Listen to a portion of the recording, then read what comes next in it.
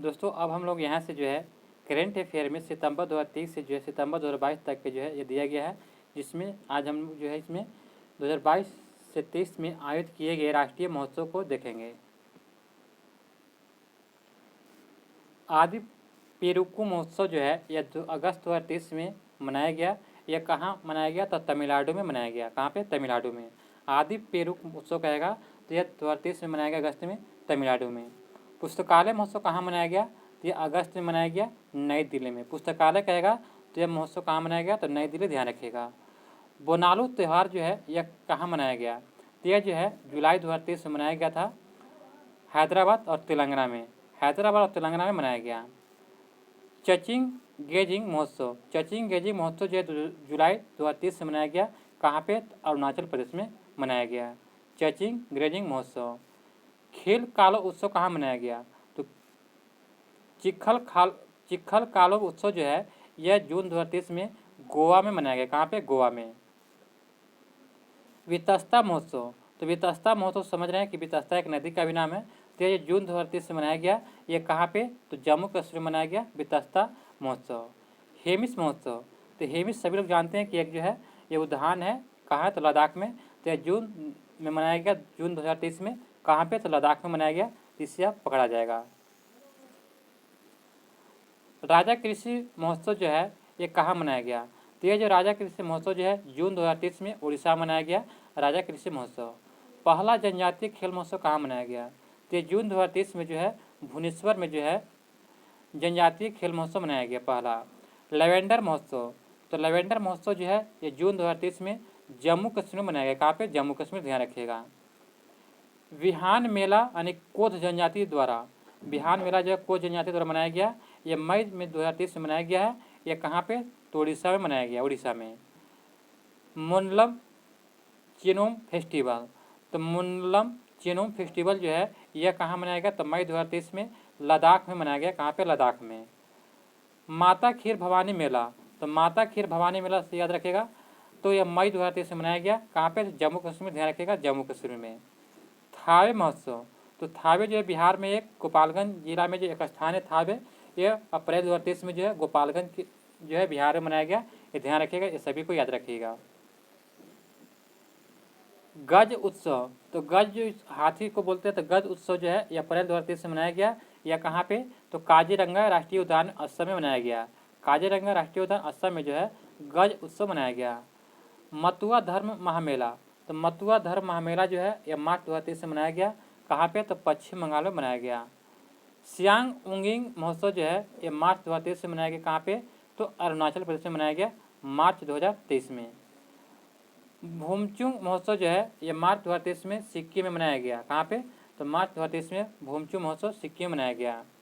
राष्ट्रीय युवा संसद महोत्सव, ध्यान रखिएगा, राष्ट्रीय युवा संसद महोत्सव जो है ये मार्च 2023 में जो है कहाँ मनाया गया? तो नई दिल्ली में। काला घोड़ा कला महोत्सव, काला घोड़ा कला महोत्सव जो है काला घोड़ा कला महोत्सव ये फरवरी 2023 में जो है कहाँ मनाया गया? तो मुंबई में काला घोड़ा कला महोत्सव। आदि महोत्सव जो है ये फरवरी 2023 में कहाँ मनाया गया? तो नई दिल्ली में जो है आदि महोत्सव मनाया गया।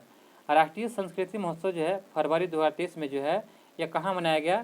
तो यह मुंबई में 11 से 19 फरवरी के बीच मनाया गया। कहाँ पे? तो मुंबई में जो है राष्ट्रीय संस्कृत महोत्सव मनाया गया। राष्ट्रीय संस्कृत महोत्सव 14वां जो है ये फरवरी 2023 में जो है कहाँ मनाया गया? तो 14वां पूछेगा तो यहाँ पे हो जाएगा आपका कहाँ पे? तो बीकानेर राजस्थान में। यह 25 फरवरी से 5 मार्च के बीच मनाया गया, तो ध्यान रखिएगा। यहाँ पे है 14वां, यहाँ पे कहना है तो खाली राष्ट्रीय संस्कृत महोत्सव दिया गया है। खजुराहो नृत्य महोत्सव जो है फरवरी 2023 में कहाँ मनाया गया? तो खजुराहो सभी लोग जानते हैं कि मध्य प्रदेश में है, तो इसीलिए याद रखिएगा मध्य प्रदेश में। एलोरा अजंता अंतर्राष्ट्रीय महोत्सव कहाँ मनाया गया? तो एलोरा सभी लोग जानते हैं कि एलोरा की गुफा कहाँ? महाराष्ट्र में। ये फरवरी 2023 से मनाया गया, महाराष्ट्र में, ध्यान रखिएगा। ऑरेंज फेस्टिवल, तो ऑरेंज फेस्टिवल है जनवरी 2023 से मनाया गया। नागालैंड की राजधानी कोहिमा में मनाया गया। नागालैंड की राजधानी कोहिमा है जहाँ पे जो ऑरेंज फेस्टिवल मनाया गया। तुराग्या उत्सव, तो तुराग्या उत्सव कहाँ मनाया गया? तो अरुणाचल प्रदेश में मनाया गया जनवरी 2023 में। अंतर्राष्ट्रीय पतंग महोत्सव ये कहाँ मनाया गया? तो अहमदाबाद गुजरात में मनाया गया, जनवरी 2023 में मनाया गया अंतर्राष्ट्रीय पतंग महोत्सव। मेला माघी जो है ये जनवरी 2023 में कहाँ मनाया गया? तो पंजाब में। मेला माघी जो है ये जनवरी 2023 में पंजाब में मनाया गया। विज्ञान साहित्य महोत्सव, तो विज्ञान साहित्य महोत्सव जो है ये जनवरी 2023 में भोपाल में मनाया गया। भोपाल का है तो मध्य प्रदेश की राजधानी है, ध्यान रखिएगा। अवतार महोत्सव जो है ये जनवरी 2023 में राजस्थान में मनाया गया। अवतार महोत्सव राजस्थान में। परशुराम कुंड महोत्सव जो है ये जनवरी 2023 में मनाया गया। कहाँ पे? अरुणाचल प्रदेश में, ध्यान रखिएगा। स्वर धरोहर महोत्सव यह दिसंबर 2022 में मनाया गया। कहाँ पे? तो नई दिल्ली में। हॉर्नबिल महोत्सव जो है ये दिसंबर 2022 में मनाया गया। कहाँ पे? तो नागालैंड में मनाया गया, ध्यान रखिएगा। राष्ट्रीय जनजातीय नृत्य महोत्सव नवंबर 2022 में मनाया गया। राष्ट्रीय जनजातीय महोत्सव कहाँ मनाया गया? तो नवंबर 2022 में रायपुर छत्तीसगढ़ में मनाया गया। कहाँ पे? रायपुर छत्तीसगढ़ में। अंतर्राष्ट्रीय गीता महोत्सव ये नवंबर 2022 में मनाया गया। कहाँ पे? तो कुरुक्षेत्र हरियाणा में मनाया गया, ध्यान रखिएगा। अंतर्राष्ट्रीय गीता महोत्सव। वांगला महोत्सव, तो वांगला जो महोत्सव जो है ये नवंबर 2022 में मेघालय में मनाया गया। कहाँ पे? मेघालय में। अमूर फाल्कन फेस्टिवल, तो अमूर फाल्कन फेस्टिवल नवंबर 2022 में मनाया गया। कहाँ पे? तो मणिपुर में मनाया गया, ध्यान रखिएगा, मणिपुर में। सरस फूड फेस्टिवल यह अक्टूबर 2022 में कहाँ मनाया गया? तो नई दिल्ली में जो है सरस फूड फेस्टिवल अक्टूबर 2022 में नई दिल्ली में मनाया गया। पहलगाम पक्षी महोत्सव यह अक्टूबर 2022 में जम्मू कश्मीर में मनाया गया। कहाँ पे? जम्मू कश्मीर में। नुआखाई महोत्सव, तो नुआखाई महोत्सव जो है ये सितंबर 2022 में कहाँ मनाया गया? तो उड़ीसा में मनाया गया। सुमंग लीला महोत्सव इस सितंबर 2022 में मणिपुर में मनाया गया। बथुकमा फूल उत्सव, बथुमा जो है फूल उत्सव जो है इस सितंबर 2022 में कहाँ मनाया गया? तो तेलंगाना, ध्यान रखिएगा। बथुकम्मा जो है फूल उत्सव जो है इस सितंबर 2022 में तेलंगाना में मनाया गया।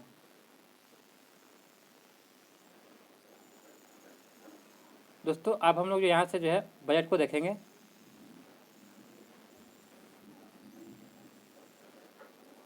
केंद्रीय बजट 2023-24 की वित्त मंत्री निर्मला सीतारमण ने पेश किया था। पूछा जाएगा केंद्रीय बजट 2023-24 को किसने पेश किया था? तो निर्मला सीतारमण ने। कब पेश किया था? तो 1 फरवरी 2023 को संसद में पेश किया था। यह जो अमृत काल में पहला बजट था। कौन था? तो अमृत काल का पहला बजट था। अमृत काल के विजन सशक्त एवं समावेशी अर्थव्यवस्था को हासिल करने के लिए आर्थिक एजेंडों में 3 चीज़ों को ध्यान केंद्रित किया गया। किसको? तो 3 चीज़ों को ध्यान केंद्रित किया गया है। पहला, नागरिकों को विशेष युवा वर्ग को अपनी आकांक्षाओं की पूर्ति करने के लिए पर्याप्त अवसर उपलब्ध कराना। और दूसरा, विकास और रोजगार सृजन पर विशेष ध्यान देना। और तीसरा जो है बृहद आर्थिक सुस्थिरता को दृढ़ करना। ये ध्यान रखिएगा।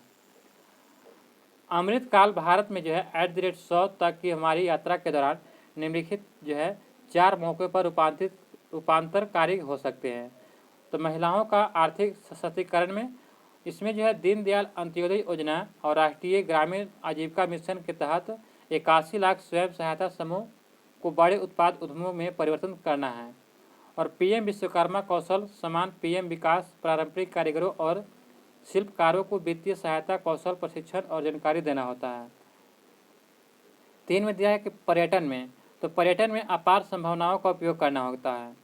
और 4 दिया है कि हरित विकास जो कि विविध क्षेत्रों में ऊर्जा के कुशल उपयोग और हरित रोजगार सुनिश्चित करेगा। यह ध्यान रखिएगा। केंद्रीय बजट 2023-24 के अनुसार चालू वित्तीय वर्ष में भारत की आर्थिक विकास दर को देखा जाए तो कितना रखा गया है? तो दोस्तों ये याद रखिएगा, 7% विकास दर रखा गया है। 2023-24 के अनुसार चालू वित्त वर्ष में जो है भारत का आर्थिक विकास दर कितना रखा गया? 7% रखने का अनुमान लगाया गया है। कुल जो देखा जाए तो 45.03 लाख करोड़ जो है यानी कि का बजट पेश किया गया है। का बजट था कितना? 45.03 लाख करोड़ रुपया। कुल प्राप्ति होने का अनुमान कितना था? तो ध्यान रखिएगा 45 करोड़ 03 लाख यानी कहने के 45 करोड़ यानी कि इतना करोड़ रुपया जो है 51 दहाई सैकड़ा हज़ार 10,000 लाख 10 लाख यानी कि 45,0397 करोड़ रुपया, जिसमें जो है यह जो है आपका राजस्व प्राप्ति के लिए रखा गया था। राजस्व प्राप्ति के लिए जो है इसमें कितना रखा गया है? तो इसमें जो है 26,32,281 करोड़ रुपया रखा गया राजस्व प्राप्ति के लिए। और पूंजीगत प्राप्ति के लिए जो है 18,70,816 करोड़ रुपया रखा गया है। अब खर्च होने का अनुमान कितना रखा गया है? तो खर्च होने का अनुमान देखा जाए तो 45,03,097 करोड़ में से जो इसमें जो है राजस्व खर्च कितना होगा, तो 35,02,136 करोड़ रुपया जो है राजस्व खर्च होगा। और पूंजीगत खर्च कितना होगा, तो 10,09,61 करोड़ रुपया पूंजीगत खर्च किया जाएगा। विभिन्न घाटा को देखते हैं। राजकोषीय घाटा कितना रहा, तो जीडीपी का जो है 5.9% जो है यानी कि राजकोषीय घाटा रहा। 2023-24 में जो अनुमानित बजट के अनुसार देखा जाए तो जीडीपी का जो है 5.9% जो है ये राजकोषीय घाटा रहा, जो कुल कितना रहा, तो 17,86,816 करोड़ रुपया रहा था। और राजस्व घाटा कहेगा तो यहाँ राजकोषीय घाटा था। अगर राजस्व घाटा कहेगा रेवेन्यू, तो यहाँ पे जीडीपी का जो है 2.9% रहा, जो 8,69,855 करोड़ रुपया था। 8,69,855 करोड़ रुपया रहा था, ये ध्यान रखिएगा। और प्रभावी राजस्व घाटा कितना रहा जीडीपी का, तो 1.7% यानी कि 4,99,867 करोड़ रुपया रहा था प्रभावी राजस्व घाटा 2023-24 में। और प्राथमिक घाटा कितना रहा था, तो जीडीपी का जो है 2.3% यह जो है प्राथमिक घाटा रहा था, यानी कि 7,06,845 करोड़ रुपया, ध्यान रखिएगा।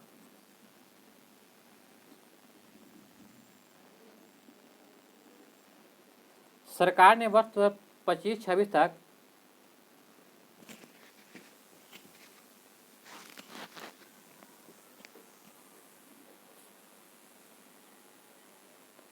सरकार ने वर्ष 2025-26 तक राजकोषीय घाटा को जीडीपी का 4.5% तक लाने का लक्ष्य रखा। कितना, 4.5% लाने का रखा है। राज्यों को जीडीएसपी के 3.5% के राजकोषीय घाटे की अनुमानित होगी, जिसका जो 0.5% विद्युत क्षेत्र में सुधार से जोड़ा जाएगा। वित्तीय वर्ष 2023-24 में राजकोषीय घाटा का अनुमान जो है कितना रहा था, तो वित्तीय वर्ष 2023-24 में देखा जाए तो राजकोषीय घाटा का अनुमान जो है 17,86,816 करोड़ रुपये का रहा था। अर्थात इस बार सरकार को जो है 17,87,000 लाख करोड़ रुपये उधार यानी कि जो है रुपया जो है उधार यानी कर्ज लेना पड़ेगा। यहाँ से देखते हैं कि रुपया आता है कहाँ से और जाता कहाँ है। तो बजट 2023 में जो है शीर्ष 6 मद हैं। उधार में देखा है तो और अन्य देयताएँ में तो 34% रुपया जो आता है यहाँ से। और माल और सेवा से जीएसटी से कितना आता है, 17% आता है, यानी कि निगम कर से 15% रुपया आता है, आयकर से जो 15% रुपया आता है, और केंद्रीय शुल्क उत्पाद शुल्क जो है इनकम यानी कि यूनियन एक्साइज से आता है कितना, 7% आता है। और जो सीमा शुल्क से जो है कस्टम ड्यूटी से जाता है कितना, तो 4% आता है। और जाता कहाँ है, तो जाता है रुपया 2023-24 में देखा जाए तो 6 मदों में दिया गया है। तो ब्याज अदायगी में 20% जाता है। करों और शुल्क में राज्यों का हिस्सा जो है 18% दिया जाता है। केंद्रीय क्षेत्र की योजना में जो 17% देते हैं। वित्त आयोग और अन्य अंतरण में 9% दिया जाता है, और केंद्रीय प्रायोजिक योजनाओं में 9% और रक्षा में 8% खर्च किया जाता है। यहाँ से देखते हैं कि बजट 2023-24 में 7 प्राथमिकताएं विकास के लिए निर्धारित किए गए हैं, जो अमृत काल के दौरान हमारा मार्गदर्शन करते हुए सप्तऋषि की भांति कार्य करती है। तो दोस्तों इसको जो है जरूर याद कर लीजिएगा, क्योंकि जो है सप्तऋषि में पूछा जाएगा कौन इसमें शामिल नहीं किया गया है। तो पहला शामिल किया गया समावेशी विकास को, अंतिम व्यक्ति का पहुंच है, और संरचना एवं निवेश दिया गया है। और संरचना एवं निवेश, क्षमता को सामने लाना, हरित को विकास करना, युवा शक्ति को शामिल किया गया, और वित्तीय क्षेत्र को शामिल किया गया। ये 7 जो है सप्तऋषि में 7 को प्राथमिकता दिया गया है। आगे दिया है कि प्राथमिकता 1 में जो है समावेशी विकास, तो कृषि एवं सहकारिता में कृषि के लिए डिजिटल पब्लिक इंफ्रास्ट्रक्चर का निर्माण किया जाएगा, और ग्रामीण क्षेत्रों में युवा उद्यमी को एग्री स्टार्टअप खोलने के प्रोत्साहित करने के लिए एग्रीकल्चर एक्सीलेटर फंड कृषि वर्धक निधि स्थापित की जाएगी। 2200 करोड़ रुपये की लागत से आत्मनिर्भर बागवानी स्वच्छ पौधे कार्यक्रम का शुभारंभ करने की घोषणा की गई है। उद्देश्य था उच्च गुणवत्ता वाली बागवानी फसलों के लिए रोग मुक्त तथा गुणवत्तापूर्ण पौधे सामग्री की उपलब्धता को बढ़ाना। यह आत्मनिर्भर बागवानी स्वस्थ पौधे का कार्यक्रम है। केंद्रीय वित्त केंद्रीय वित्त मंत्री निर्मला सीतारमन ने मोटी अनाज को लोकप्रिय बनाने के लिए जो है श्री अन्न नाम बजट भाषण में लिया है। तो श्री अन्न नाम बजट भाषण में लिया है, तो ध्यान रखिएगा, जो मोटी अनाज को लोकप्रिय बनाने के लिए। भारत श्री अन्न का सबसे बड़ा उत्पादक और दूसरा सबसे बड़ा निर्यातक है। भारत श्री अन्न का वैश्विक केंद्र बनाने के लिए भारतीय बाजरा अनुसंधान संस्थान हैदराबाद को उत्कृष्टता केंद्र के रूप में बढ़ावा दिया जाएगा। 6,000 करोड़ रुपये के निवेश में से पीएम मत्स्य संपदा योजना की एक नई उप योजना शुरू किया जाएगा। इसका उद्देश्य मछली पालकों, मत्स्य विक्रेताओं और जो है सूक्ष्म लघु उद्योगों को अधिक सक्षम बनाना और पशुपालन, डेयरी और मत्स्य क्षेत्र के लिए 20 लाख करोड़ रुपये के ऋण का लक्ष्य रखा गया है। तो ये ध्यान रखिएगा, कितना लक्ष्य रखा गया है, तो 20 लाख करोड़ रुपये का ऋण का लक्ष्य रखा गया पशुपालन, डेयरी और मत्स्य क्षेत्र के लिए। स्वास्थ्य शिक्षा का कौशल वर्धक रखा। स्वास्थ्य शिक्षा तथा कौशल वर्धक को देखते हैं, तो केंद्रीय बजट 2023-24 के अनुसार देखा जाए तो 157 नए नर्सिंग कॉलेज की स्थापना किया जाएगा। कितने, तो 157 नए नर्सिंग कॉलेज की स्थापना किया जाएगा। वर्ष 2047 तक स्किल सेल एनीमिया का उन्मूलन करने के लिए जो है मिशन की शुरुआत किया जाएगा। तो इसके प्रभावित जनजातीय क्षेत्रों में जागरूकता सृजन किया जाएगा एवं 40 वर्ष के आयु के 7 करोड़ लोगों को यूनिवर्सल स्क्रीनिंग करवाई जाएगी। बच्चों और किशोरियों के लिए एक राष्ट्रीय डिजिटल पुस्तकालय की स्थापना भी किया जाएगा। इसमें परफॉर्मेस्टिकल्स अनुसंधान को बढ़ावा देने के लिए नए कार्यक्रम की शुरुआत होगी। यहाँ जो अंतिम व्यक्ति तक पहुँच बनाना, ये दूसरा जो है 7 निश्चय में जो है यहाँ दिया गया है कि सप्तऋषि में दूसरा दिया गया है अंतिम व्यक्ति तक पहुँच। तो आकांक्षी जिला कार्यक्रम सफलता को देखते हुए सरकार ने जो है 500 ब्लॉकों में आकांक्षी ब्लॉक कार्यक्रम शुरू करेगी। क्या शुरू करेगी, तो आकांक्षी ब्लॉक कार्यक्रम शुरू करेगी। विशेष रूप से संवेदनशील जनजातीय समूहों पीबीजीटी सामाजिक आर्थिक स्थितियों को सुधार लाने के लिए प्रधानमंत्री पीबीटीजी विकास मिशन शुरू किया जाएगा। अगले 3 वर्षों में जो है इस मिशन को लागू करने के लिए 15,000 करोड़ रुपये की राशि उपलब्ध कराई जाएगी। कितने हज़ार रुपये करोड़ की, तो 15,000 करोड़ रुपये की राशि उपलब्ध कराई जाएगी अगले 3 वर्षों के लिए। आगे दिया गया दोस्तों कि अगले 3 वर्षों के केंद्र में 3.5 लाख जनजातीय छात्रों के लिए चलाए जा रहे 740 एकलव्य मॉडल आवासीय स्कूलों में 38,800 अध्यापक और जो है सहकारी कर्मचारियों की नियुक्ति किया जाएगा।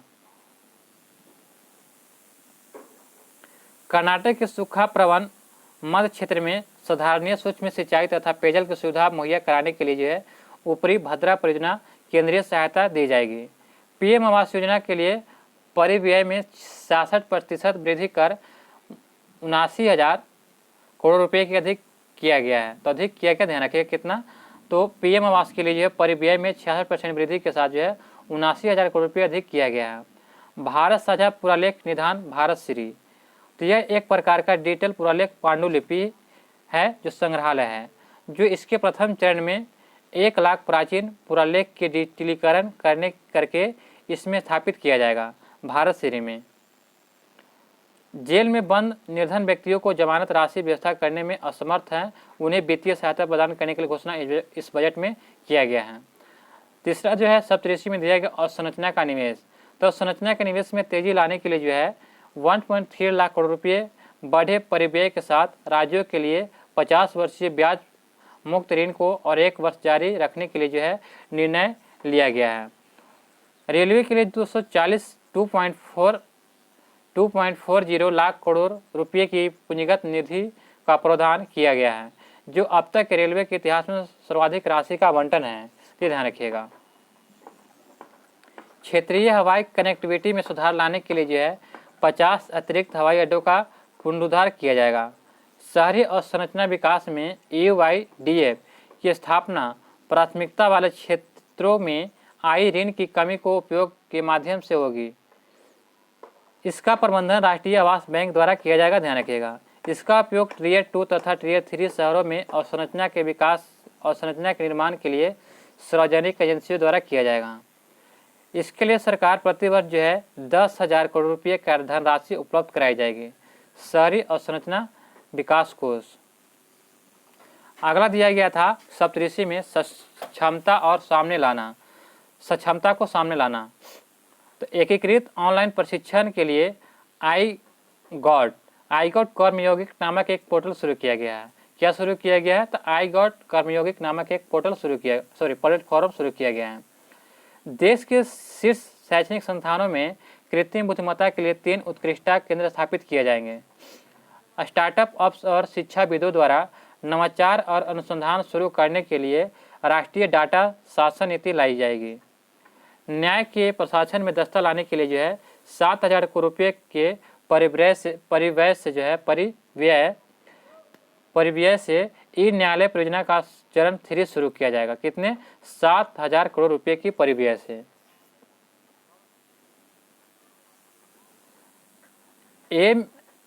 MSME के संविदा निष्पादन को सरल बनाने के लिए जो है विवाद से विश्वास वन लाया जाएगा। क्या लाया जाएगा? विवाद से विश्वास वन को लाया जाएगा। सरकार और सरकारी उपकरणों के संविदागत विवादों के निपटाने के लिए विवाद से विश्वास 2 लाया जाएगा। क्या लाया जाएगा? तो विश्वास 2 लाया जाएगा।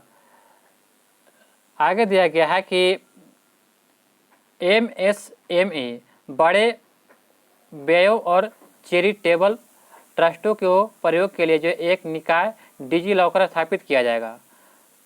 पहचान और पते के अपडेट के लिए जो वन स्टॉप समाधान की व्यवस्था की जाएगी, जिसमें डिजी लॉकर और आधार को आधारभूत पहचान के रूप में प्रयोग किया जाएगा। और 5G सेवा पर आधारित एप्लीकेशन विकसित करने के लिए 100 लैब्स स्थापित किए जाएंगे। व्यापारिक सुगमता को बढ़ाने के लिए जो है 39,000 से ज़्यादा अनुपालनों के कम किया गया और जो 3400 से अधिक विविधिक उपबंधों को अपराध की श्रेणी में से हटाया गया। क्या किया गया? तो व्यापारिक सुगमता को बढ़ाने के लिए जो है 39,000 से ज़्यादा अनुपालकों को कम किया गया और 3400 से अधिक विविध उपबंधों को अपराध की श्रेणी से हटाया गया। और 42 केंद्रीय अधिनियमों में संशोधन के लिए जन विकास विधेयक को पेश भी किया गया। आगे दिया गया हरित विकास। तो हरित विकास क्या है? 5वां। तो देखते हैं। तो पर्यावरण के प्रति सजग यानी कि जीवन शैली के आंदोलन को गति देने के लिए जो है लाइफ शुरू किया गया है, जिसकी चर्चा बजट भाषण में किया गया है। कहाँ किया गया? बजट भाषण में किया गया है। 19,700 करोड़ रुपये की लागत से शुरू किए गए राष्ट्रीय हरित हाइड्रोजन मिशन के मदद से अर्थव्यवस्था को निम्न कार्बन सघनता वाली स्थिति में ले जाया जाएगा। इस मिशन के मदद से यह जीवाश्म ईंधन के आयात पर निर्भरता को कम करके 2023 तक 5 MMT के वार्षिक उत्पाद का लक्ष्य निर्धारित किया जाएगा। लद्दाख से जो है 13 गीगावाट नवीकरणीय ऊर्जा के निम्न क्रम और जो ग्रिड एकीकरण के लिए अंतर राजकीय परिसन प्रणाली 20,700 करोड़ निवेश के साथ निर्मित किया जाएगा। पर्यावरण संरक्षण अधिनियम के तहत हरित ऋण क्रेडिट कार्यक्रम को जो है अधिसूचित किया जाएगा। ये ध्यान रखिएगा। क्या सूचित किया जाएगा? तो हरित जो है ऋण क्रेडिट कार्यक्रम को अधिसूचित किया जाएगा पर्यावरण संरक्षण अधिनियम के तहत। PM परिणाम क्या है? देखते हैं। तो रासायनिक उर्वरकों के लिए संतुलन प्रयोग तथा इसके स्थान पर वैकल्पिक उर्वरकों प्रयोग बढ़ाने के लिए इस कार्यक्रम की शुरुआत किया जाएगा। तो ध्यान रखिएगा। चक्रीय अर्थव्यवस्था को बढ़ावा देने के उद्देश्य से गोवर्धन गैल्वेनाइजिंग और ऑर्गेनिक बायो एग्रो रिसोर्सिंग धन नामक योजना के तहत 10,000 करोड़ रुपये के कुल निवेश के साथ 500 नए अपशिष्ट से आमदनी संयंत्र स्थापित किए जाएंगे। अगले 3 वर्षों में सरकार 1 करोड़ किसानों को जो है प्राकृतिक खेती अपनाने के लिए सहायता देगी। क्या देगी? तो अगले 3 वर्षों में सरकार 1 करोड़ किसानों को प्राकृतिक खेती अपनाने के लिए सहायता देगी। मैंग्रोव पौधरोपण के लिए तटीय पर्यावास और जो है ठोस आमदनी के लिए मैंग्रोव पहल मिस्टी की शुरुआत की जाएगी। अगले 3 वर्षों के सरकार अमृत धरोहर योजना के माध्यम से आर्द्र भूमि तथा जैव विविधता को बढ़ावा देगी। ये ध्यान रखिएगा। प्राथमिकता दिया गया 6ठा में युवा शक्ति को। तो अगले 3 वर्षों के लिए लाखों युवाओं को कौशल प्रदान करने के लिए जो है प्रधानमंत्री कौशल विकास योजना 4.0 शुरू किया जाएगा। इस योजना में इंडस्ट्री 4.0 जैसे coding, AI, robotic, 3D printing इत्यादि जैसे नए युग के पाठ्यक्रमों को शामिल किया जाएगा। युवाओं को अंतर्राष्ट्रीय अवसर के लिए कौशल प्रदान करने हेतु अलग अलग राज्यों में 30 स्किल इंडिया इंटरनेशनल सेंटर स्थापित किए जाएंगे। स्किल इंडिया डिजिटल प्लेटफॉर्म की शुरुआत कर कौशल वर्धन हेतु डिजिटल तंत्र और विस्तार प्रदान किया जाएगा, जिसके निम्नलिखित लक्ष्य हैं। मांग आधारित औपचारिक कौशलवर्धक समझ करना और MSME सहित नियोक्ता के साथ जोड़ना, उद्यमिता योजना की सुलभता सुगम करना, और जो अखिल भारतीय राष्ट्रीय प्रशिक्षुता प्रोत्साहन योजना के अंतर्गत 3 वर्षों में 47 लाख युवाओं को जो है वृत्तिका सहायता प्रदान करने के लिए जो है डायरेक्ट बेनिफिट ट्रांसफ़र शुरू किया जाएगा, तो ध्यान रखिएगा। अगला देखते हैं दोस्तों, आगे देखते हैं। यहाँ पे जो है पर्यटन के बारे में दिया गया कि चुनौती मोड के माध्यम से चुने जाने वाले कार्यक्रम के क्रम 50 पर्यटक गंतव्यों को घरेलू और विदेशी पर्यटकों के लिए एक संपूर्ण पैकेज के रूप में विकसित किया जाएगा। देखो अपना देश पहल एक उद्देश्य हासिल करने के लिए जो है क्षेत्र विशिष्ट कौशल वर्धन और उद्यमिता विकास के समन्वय में स्थापित किया जाएगा और थीम आधारित पर्यटन सर्किटों के एकीकृत विकास के लिए जो है स्वदेश दर्शन योजना की चर्चा बजट भाषण में किया जाएगा। वाइब्रेंट विलेज प्रोग्राम के अंतर्गत सीमावर्ती गांव में पर्यटन के बुनियादी ढांचों का विकास किया जाएगा और पर्यटन सुविधा प्रदान की जाएगी। राज्यों के उनके स्वयं के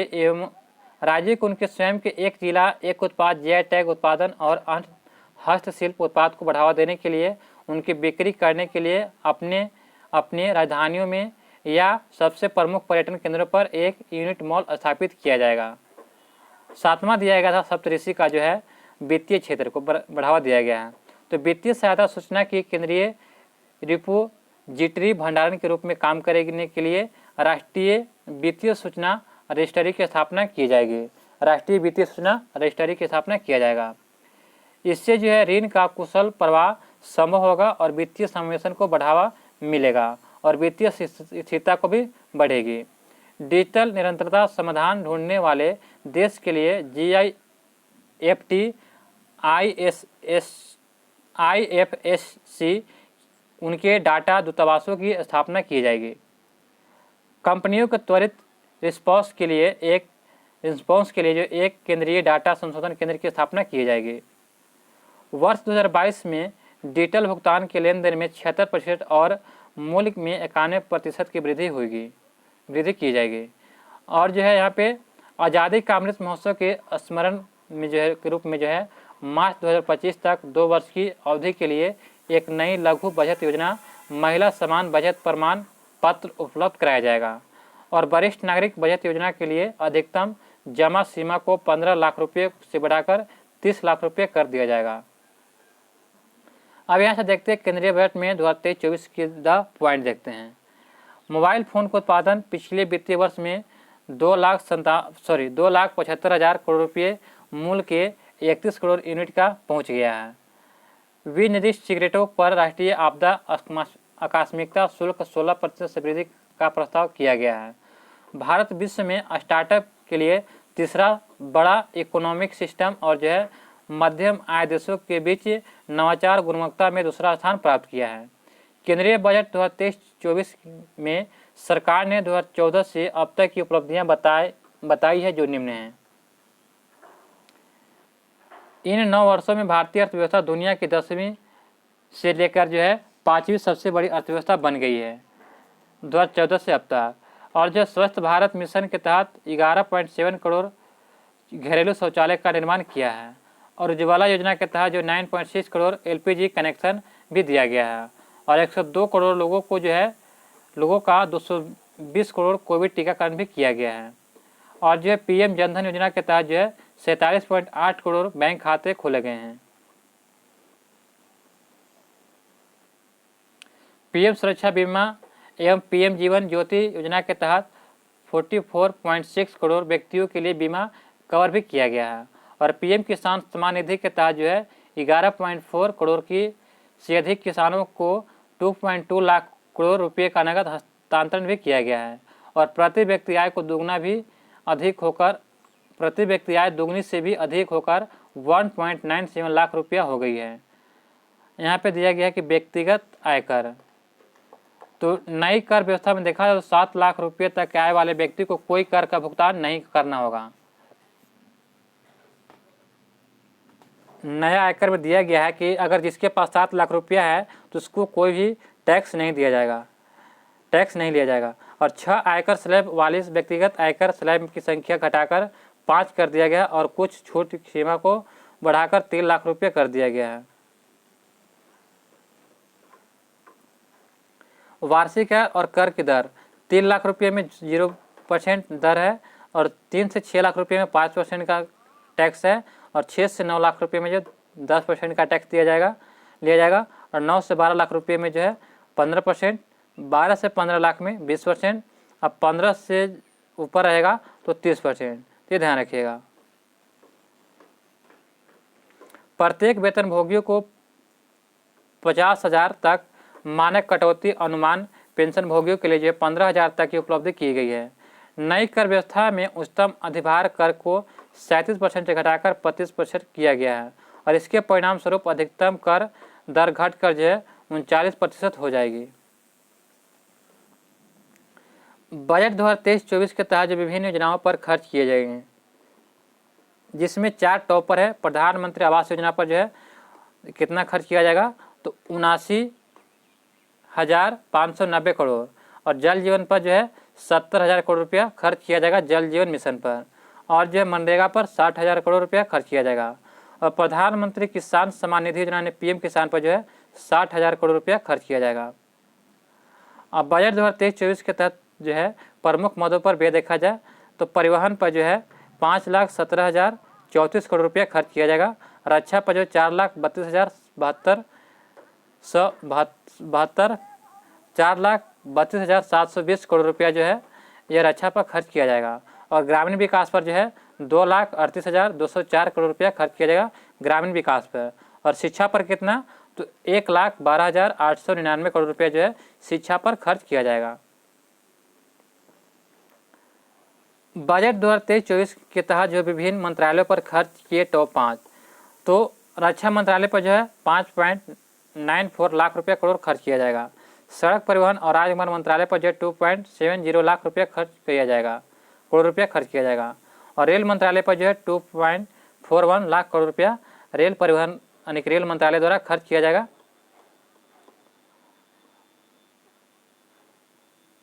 और जो है उपभोक्ता मामले, खाद्य और सार्वजनिक वितरण मंत्रालय पर कितना खर्च है तो 2.06 लाख करोड़ रुपया खर्च है और गृह मंत्रालय पर 1.96 लाख करोड़ रुपया खर्च है। अब हम लोग दोस्तों यहाँ से देखेंगे भारत सरकार के आगामी लक्ष्य को देखेंगे। ये भारत सरकार का आगामी लक्ष्य क्या रखा गया है तो कालाजार की पूरी तरह से समाप्त करने का लक्ष्य रखा गया है जो 2030 तक रखा गया है। 2030 तक कालाजार को पूरी तरह समाप्त करने का लक्ष्य तो WHO ने जो है 2030 तक रखा। किसने? WHO ने, लेकिन भारत ने जो है 2023 तक रखा गया था। दिल्ली मुंबई एक्सप्रेसवे को पूरा करने का लक्ष्य कब रखा गया तो 2023 तक। दिल्ली मुंबई एक्सप्रेसवे को जो बनाया जा रहा है वो 2023 तक पूरा करने का लक्ष्य रखा गया इसी वर्ष तक। उर्वरक क्षेत्र में आत्मनिर्भर बनाने का लक्ष्य 2023 तक रखा गया है। ब्रॉड गेज रूट को 100% विद्युतीकरण करने का लक्ष्य 2023 तक रखा गया है, ध्यान रखिएगा। पूर्वोत्तर के सभी राज्यों को राजधानियों से रेल नेटवर्क को जोड़ना 2023 तक रखा गया है। कृषि में शून्य डिजिटल उपयोग तथा नवीकरणीय ऊर्जा के इस्तेमाल का लक्ष्य कब रखा गया है तो 2024 तक।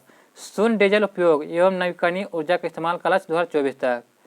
सबके लिए आवास मुहैया यानी कि सबके लिए घर जो है कब तक निर्धारित किया जाएगा तो 2024 तक लक्ष्य रखा गया है।